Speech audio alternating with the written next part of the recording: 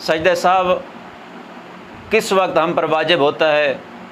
سجدہ سہو اس وقت واجب ہوتا ہے کہ جب کوئی چیز بندہ سہواً کم یا زیادہ کر دے، ہاں یہ خیال رہے کہ وہ کمی یا زیادتی مبطل نماز کا موجب نہ بنے، یعنی واجبات رکنی میں سے کوئی چیز عمدن یا سہواً نہ چھوٹے، تو اس وقت سجدہ سہو واجب ہو جاتا ہے۔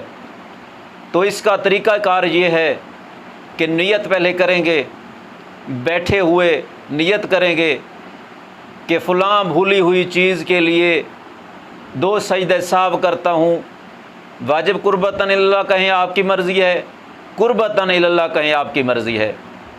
پھر سجدے میں جائیں، بسم اللہ و باللہ السلام علیکہ ایھا النبی ورحمۃ اللہ وبرکاتہ، پھر سر اٹھائیں، اللہ اکبر یا استغفر اللہ ربی و اتوب الیہ، یہ کہنے کی ضرورت نہیں ہے۔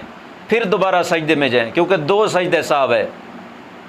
پھر پڑھیں بسم اللہ و باللہ السلام علیکہ ایھا النبی ورحمۃ اللہ وبرکاتہ، پھر تشہد بجا لائیں، اور اسی طرح یہ آپ کی نماز ٹھیک ہوگی۔ کوئی بھی بھولی ہوئی چیز، کمی یا زیادتی اگر آپ نے کی ہوگی، ایسی کمی یا زیادتی جو مبطل نماز کا سبب نہ بنے، تو اس کے لیے سجدہ سہو کریں گے۔